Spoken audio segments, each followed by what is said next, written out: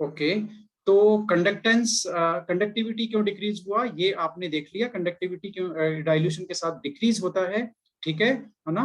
और कंडक्टिविटी जो डिक्रीज होता है उसका रीजन देखो आपके सामने है, number of ions in 1 centimetre cube of solution decreases. जैसे आप डाइल्यूट करोगे तो एक डेफिनेट वॉल्यूम में तो नंबर ऑफ आयन कम हो जाएगा ना, ठीक है। जैसे आप उसमें सॉल्वेंट ऐड करोगे तो अब एक नंबर ऑफ डेफिनेट वॉल्यूम में नंबर ऑफ आयन कम हो गया, तो नंबर ऑफ आयन कम हो गया तो कंडक्टेंस कम हो गई, और 1 सेंटीमीटर क्यूब की कंडक्टेंसी तो कंडक्टिविटी है, इसलिए ये रीजन है पहले वाले का। और ये जो कॉन्सेप्ट है ये स्ट्रॉन्ग इलेक्ट्रोलाइट और वीक इलेक्ट्रोलाइट दोनों के लिए एप्लीकेबल है।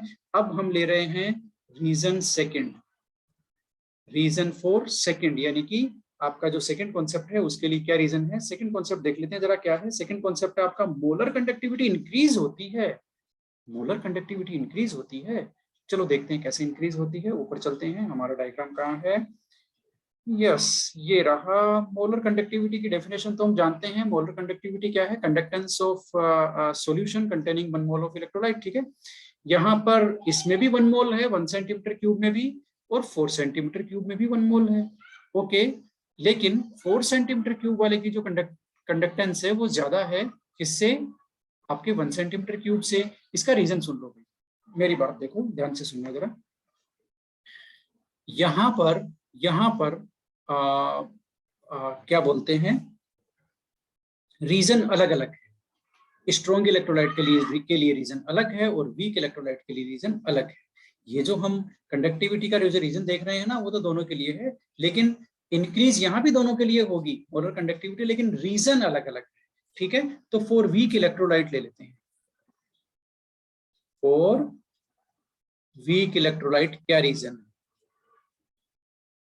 अब जरा सुनो मेरी बात को, वीक इलेक्ट्रोलाइट क्या होते हैं। जैसे ही वीक इलेक्ट्रोलाइट का मीनिंग जानते हो ना, इनका डिसोसिएशन कम होता है बेचारों का, ठीक है। डिसोसिएशन का मतलब आप एक्वस सॉल्यूशन बनाओगे तो वो सारे मॉलिक्यूल डिसोसिएट होकर के एनाइन और कैटाइन जनरेट नहीं करते, कुछ मॉलिक्यूल अनडिसोसिएटेड रह जाते हैं, ठीक है। तो इनका डिसोसिएशन कंप्लीट नहीं होता है, ओके। तो वीक इलेक्ट्रोलाइट के साथ क्या कॉन्सेप्ट है, जैसे ही आप डाइल्यूट करोगे, सुन लो वापस, जैसे ही आप डाइल्यूट करोगे तो इनका डिसोसिएशन का परसेंटेज इंक्रीज हो जाता है, परसेंटेज ऑफ डिसोसिएशन इंक्रीज हो जाता है। जो पहले 60% डिसोसिएट हो रहा था, जैसे आप डाइल्यूट करोगे अब वो 80% डिसोसिएट होगा, यानी कि नंबर ऑफ आयन इंक्रीज हो गए सीधे सीधे, ठीक है। तो नंबर ऑफ आयन इंक्रीज होते ही कंडक्टेंस आपकी बढ़ गई, और टोटल यदि जो क्वांटिटी है वो 1 मोल है तो मोलर कंडक्टेंस, मोलर कंडक्टिविटी बढ़ गई। तो वीक इलेक्ट्रोलाइट के लिए क्या रीजन हुआ, फटाफट लिख लो जरा, ऑन डाइल्यूशन। बताओ नंबर ऑफ आयंस कैसे इंक्रीज। हाँ यस, नंबर ऑफ आयन कैसे इंक्रीज हुए, क्योंकि डाइल्यूशन जैसे ही वीक इलेक्ट्रोलाइट, देखो वीक इलेक्ट्रोलाइट के कॉन्सेप्ट के साथ जाओ, वीक इलेक्ट्रोलाइट वो होते हैं जिनका डिसोसिएशन 100% नहीं होता, ठीक है।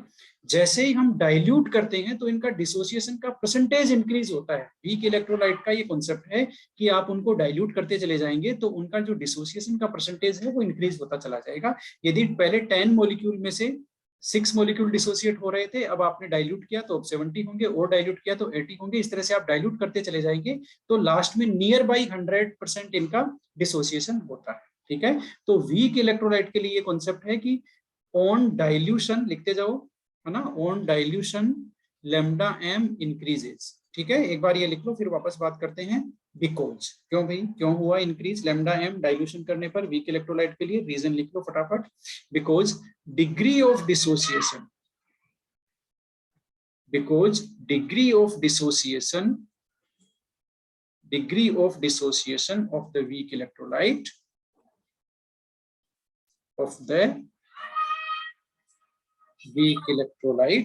increases। ये लो भाई, डिग्री ऑफ डिसोसिएशन इंक्रीज हो जाता है, डिसोसिएशन का परसेंटेज है वो इंक्रीज हो जाता है, ठीक है, increases, hence number of ions increases. बात समझ में आ गई अब, नंबर ऑफ आयन क्यों इंक्रीज होगा, नंबर ऑफ आयन इंक्रीजेस, ठीक है, एंड मोलर कंडक्टिविटी इंक्रीजेस। बात समझ में आ गई, मोलर कंडक्टिविटी इंक्रीजेस। बात समझ में आई या नहीं आई बताना जरा, नंबर ऑफ आयन क्यों इंक्रीज होंगे, समझ में आ गया? बताओ। यस आ गया, चलें आगे। यस सर, आगे समझ आ गए। ओके, तो अब स्ट्रॉन्ग इलेक्ट्रोलाइट के लिए देख लेते हैं। अब देखो, स्ट्रॉन्ग इलेक्ट्रोलाइट के लिए जो आपने अभी लिखा है ना कॉन्सेप्ट, वो एप्लीकेबल नहीं है। क्यों? क्योंकि स्ट्रॉन्ग इलेक्ट्रोलाइट का डिसोसिएशन पहले से ही 100% होता है। बात समझ में आ गई ना? इसलिए नंबर ऑफ आयन यहाँ इंक्रीज होने का कोई चांस नहीं है। नंबर ऑफ आयन जैसे मान लेते हैं 10 मॉलिक्यूल्स है NaCl के, अब आप 1 ml लोगे, उसमें 10 मॉलिक्यूल डालोगे तो वो डिसोसिएट हो जाएंगे, टोटल नंबर ऑफ आयन 20 रहेगा। उसको आप डाइल्यूट कर दोगे, मान लेते हैं उसको आपने 4 टाइम डाइल्यूट कर दिया, 1 ml को 4 ml में कन्वर्ट कर दिया, तो अभी भी नंबर ऑफ आयन तो 20 रहेंगे, क्योंकि वो तो डिसोसिएटेड पहले से ही थे 100%। बात आप समझ रहे हो कि नहीं समझ रहे हो? इसलिए स्ट्रॉन्ग इलेक्ट्रोलाइट में मोलर कंडक्टिविटी तो बढ़ती है, लेकिन वो नंबर ऑफ आयन इंक्रीज होने की वजह से नहीं बढ़ती है। फाइनल कॉन्सेप्ट जो मेरा है, जो मैं डिलीवर करना चाहता हूं, वो ये है कि डाइल्यूशन पर मोलर कंडक्टिविटी बढ़ती है, वीक इलेक्ट्रोलाइट की भी और स्ट्रॉन्ग इलेक्ट्रोलाइट की भी, लेकिन दोनों के रीजन डिफरेंट है। Increase in molar conductivity for weak electrolyte and strong electrolyte have different reasons, अलग अलग रीजन है दोनों के। वीक इलेक्ट्रोलाइट में नंबर ऑफ आयन इंक्रीज होता है क्योंकि डाइल्यूशन के साथ डिग्री ऑफ डिसोसिएशन इंक्रीज होता है। स्ट्रॉन्ग इलेक्ट्रोलाइट में नंबर ऑफ आयन इंक्रीज नहीं होता। तो क्या इंक्रीज होता है? देखो देखो, ठीक है, स्ट्रॉन्ग इलेक्ट्रोलाइट में क्या इंक्रीज होता है, फटाफट लिखते जाओ। On dilution molar conductivity increases because, ठीक है, बिकॉज क्यों भाई, क्यों इंक्रीज होती है? बिकॉज इंटर आयनिक, ये लो आ गया ना concept, inter ionic distances increases with dilution. बात सही है क्या? डाइल्यूशन आप जैसे जैसे करोगे वैसे वैसे आयंस के बीच की डिस्टेंस है, ऑपोजिट चार्ज आयन के बीच की, वो क्या होगी? इंक्रीज होगी। वो इंक्रीज होगी तो उनकी आयनिक मोबिलिटी इंक्रीज होगी, एंड देयर बाई इरेजर ये रहा, and thereby ionic mobility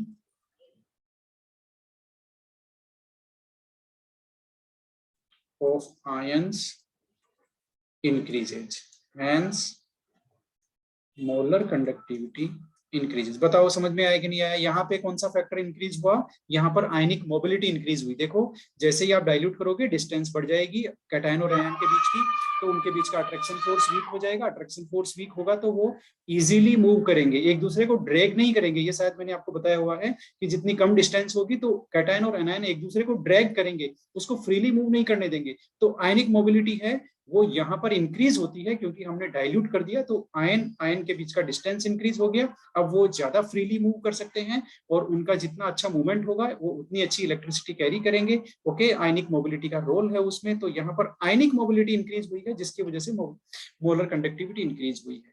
तो फाइनली ये दोनों जो कॉन्सेप्ट मैंने आपको बताया है, नंबर ऑफ आयन और आयनिक मोबिलिटी ऑफ आयन, ये दोनों इंक्रीज होते हैं तो कंडक्टेंस इंक्रीज होती है। वीक इलेक्ट्रोलाइट के केस में नंबर ऑफ आयन इंक्रीज हो रहा है, स्ट्रॉन्ग इलेक्ट्रोलाइट के केस में आयनिक मोबिलिटी इंक्रीज हो रही है, और ये दोनों इंक्रीज होते हैं तो कंडक्टेंस इंक्रीज होते हैं। और कंडक्टेंस उस सॉल्यूशन की जिसमें इलेक्ट्रोलाइट 1 मोल है वही मोलर कंडक्टिविटी है। ये कॉन्सेप्ट आपको समझ में आया या नहीं आया? फटाफट मुझे बता दो जल्दी से। फटाफट बताओ, दोनों का रीजन आपको समझ में आया नहीं आया? आ गया सर। समझ में आ गया तो फिर फटाफट एक मेरे पास एक क्वेश्चन है, उसका आप आंसर देंगे, क्योंकि ये जो मोलर कंडक्टिविटी वाला है ना, स्ट्रॉन्ग मोलर कंडक्टिविटी वाला काफी इंपॉर्टेंट है। इसका एक अल्टरनेट आंसर भी है हमारे पास, ठीक है, वो भी अल्टरनेट आंसर इस क्वेश्चन का आंसर के फॉर्म में हम लोग लिख लेते हैं। फटाफट क्वेश्चन लिखो, why molar conductivity increases with dilution.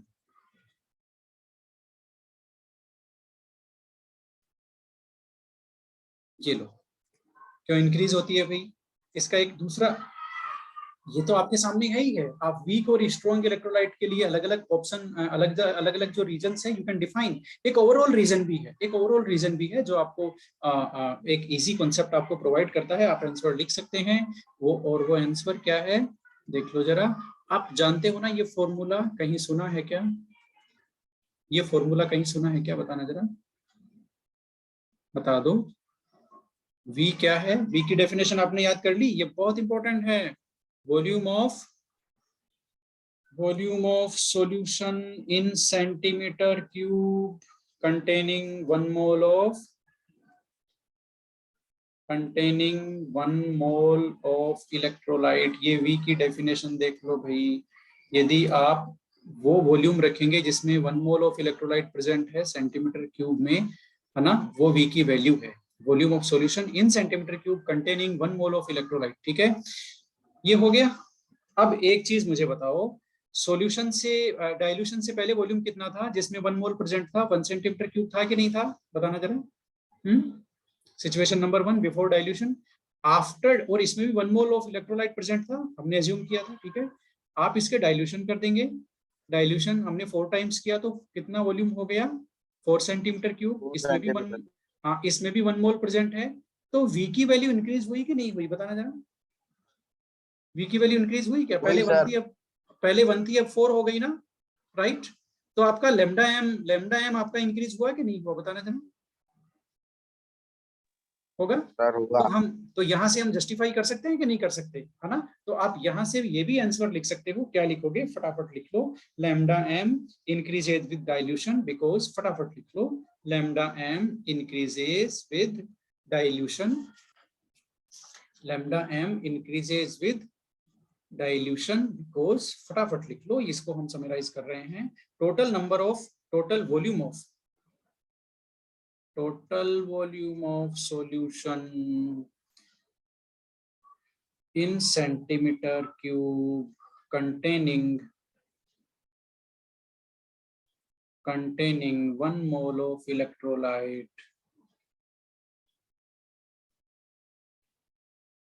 increases। बात सही है ना? यानी कि V की वैल्यू इंक्रीज होती है, इसलिए वो इंक्रीज होता है। ठीक है, कौन? Molar conductivity. ठीक है ना? तो पहले 1 थी, अब वो 4 हो गई। ठीक है, अब देखो भाई, अब आप ये कहोगे कि सर इस फॉर्मूले में तो डाउट है। किसमें? इसमें। कैसे डाउट है? कि V की वैल्यू तो इंक्रीज हो रही है डाइल्यूशन पर, लेकिन K की वैल्यू भी तो K की वैल्यू तो डिक्रीज हो रही है ना।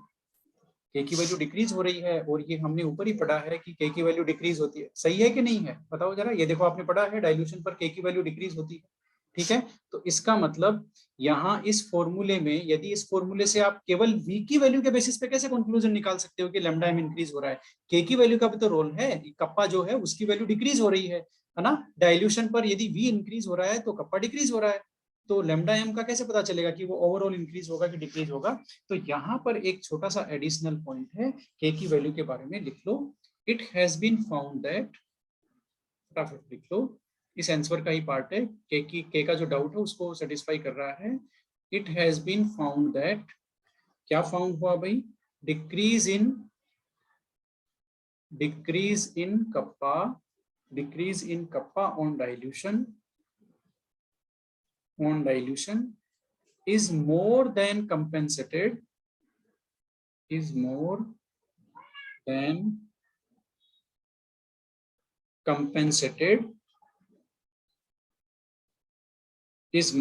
compensated by increase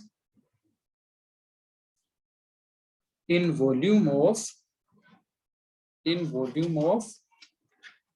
solution, hence net change is increase in lambda m। ये बात समझ में आ गई? यानी कि जो आपका, देखो, कप्पा तो डिक्रीज हो रहा है लेकिन V इंक्रीज हो रहा है, तो V का जो ओवरऑल इफेक्ट है वो K के जो इफेक्ट है उसको कंपेंसेट कर रहा है, वो उससे ज्यादा है। इसलिए नेट चेंज क्या हो रहा है? लैम्डा m आपका इंक्रीज हो रहा है। ठीक है, तो इस तरह से लैम्डा m जो इंक्रीज हो रहा है वो बहुत इंपॉर्टेंट कॉन्सेप्ट है, बहुत इंपॉर्टेंट टॉपिक है, और इसको हमने 2 तरीके से डिफाइन कर दिया। यदि आपको स्ट्रॉन्ग और वीक इलेक्ट्रोलाइट के रेस्पेक्ट में लिखना हो तो उनके रीजंस डिफरेंट है। यदि आपको ओवरऑल रीजन लिखना हो तो आप इस फॉर्मूले से लिख सकते हैं कि इस फॉर्मूले में V की वैल्यू ये है, V is the volume of solution in centimetre cube containing 1 mole of electrolyte. और जैसे ही हम डाइल्यूशन करते हैं तो V की वैल्यू इंक्रीज होती है, इसलिए लैम्डा m इंक्रीज होता है, और K की वैल्यू में जो डिक्रीज होता है वो कंपेंसेट हो जाता है किससे? आपके V की वैल्यू के इंक्रीज से। इसलिए ओवरऑल नेट चेंज क्या हुआ? आपका लैम्डा m क्या हो गया? इंक्रीज हो गया। तो ये काफी इंटरेस्टिंग हमारा कॉन्सेप्ट था। हमने क्या क्या देखा जरा देख लेते हैं, एक छोटी सी नजर लेते हैं कि आज हमने क्या क्या किया है, बहुत ज्यादा कुछ किया नहीं है। सेल कांस्टेंट को हमने डिफाइन किया है, ठीक है, L/A है किसी भी पर्टिकुलर सेल के लिए, L/A का जो रेशियो है वो सेल कांस्टेंट है। उसके बाद में हमने सेल कांस्टेंट को आपका कप्पा से कोरिलेट किया, कंडक्टेंस से कोरिलेट किया, रेजिस्टेंस से कोरिलेट किया, सबके फॉर्मूले हमने देखे। ये छोटे छोटे फॉर्मूले आपके न्यूमेरिकल्स में हेल्प करते हैं। उसके बाद इंपॉर्टेंट टॉपिक है आपका कंडक्टिविटी और मोलर कंडक्टिविटी का डाइल्यूशन के साथ क्या होता है। तो हमने डाइल्यूट कराया, ठीक है, before dilution, after dilution situation आपके सामने है। रिजल्ट निकला, आपके फैक्ट्स क्या थे, ऑब्जर्वेशंस क्या थे, ऑब्जर्वेशंस थे कंडक्टिविटी डिक्रीज होती है, मोलर कंडक्टिविटी इंक्रीज होती है, ठीक है। और ओवरऑल रीजन आपको कैसे आइडेंटिफाई करना है, नंबर ऑफ आयन इंक्रीज हो रहा है तो कंडक्टेंस इंक्रीज होगी, मोबिलिटी इंक्रीज हो रही है आयंस की तो भी कंडक्टेंस इंक्रीज होगी, ठीक है। अब के का तो रीजन एकदम सिंपल है कि हमने जैसे ही 1 सेंटीमीटर क्यूब को 4 सेंटीमीटर क्यूब में कन्वर्ट कर दिया तो per unit volume number of ion decrease हो गया, पर 1 centimetre cube number of ion decrease हो गया, इसलिए कप्पा डिक्रीज हो गया, कंडक्टिविटी। अब जो मोलर कंडक्टिविटी का रीजन है वो डिफरेंट है। वीक इलेक्ट्रोलाइट के लिए डिसोसिएशन का परसेंटेज इंक्रीज हो जाता है, इसलिए नंबर ऑफ आयन आपका इंक्रीज हो जाता है। और यहाँ पर आयंस की मोबिलिटी इंक्रीज होती है क्योंकि उनके बीच का जो डिस्टेंस है, इंटर आयनिक डिस्टेंस, वो इंक्रीज होता है डाइल्यूट करते हैं तो, ओके। उसके बाद में हमने ये एक ओवरऑल जस्टिफिकेशन लिया किसका, मोलर कंडक्टिविटी के इंक्रीज का डाइल्यूशन के साथ। फॉर्मूले से पता चला डाइल्यूट करते हैं तो वी की वैल्यू इंक्रीज होती है, वी की वैल्यू इंक्रीज होती है तो मोलर कंडक्टिविटी इंक्रीज होगी, और कप्पा की वैल्यू में जो डिक्रीज होता है वो कंपेंसेट हो जाता है उसकी ओवरऑल वैल्यू से, ठीक है, सी की वैल्यू से।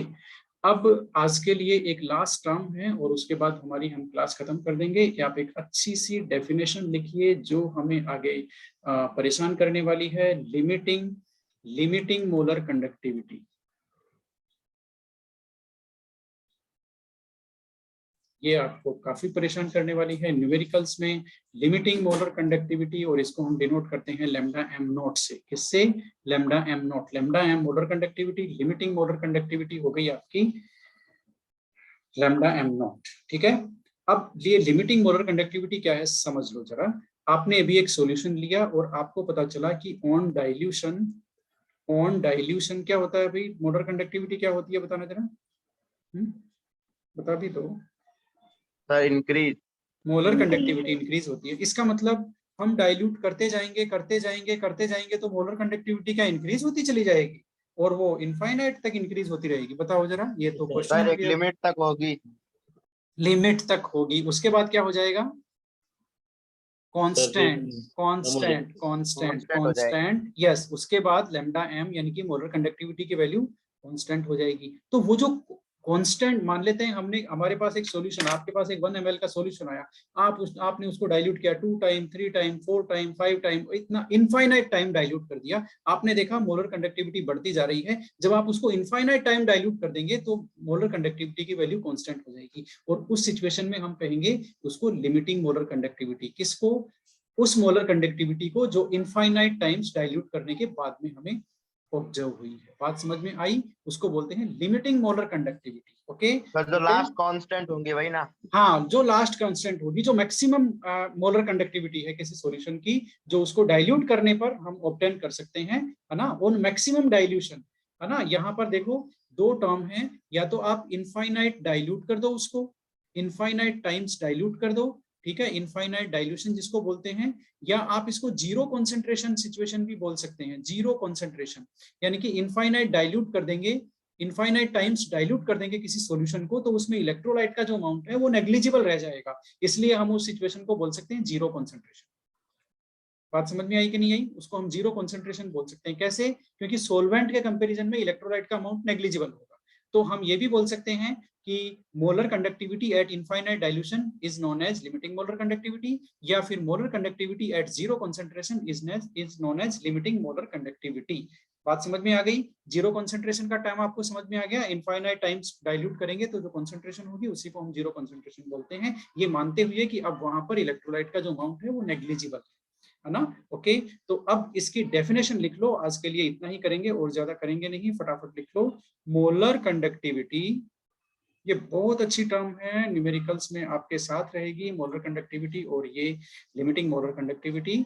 तो molar conductivity of an infinite times, फटाफट लिख लो, of an infinite times diluted solution, फटाफट लिख लो, इनफाइनाइट टाइम्स डाइल्यूटेड सॉल्यूशन, और when concentration of the solution or when the concentration of the solution approaches zero। ये लो भाई, या तो इसको हम इनफाइनाइट टाइम्स डाइल्यूटेड सॉल्यूशन बोल सकते हैं या फिर when the concentration approaches zero, ये एक ही बात है, ठीक है ना।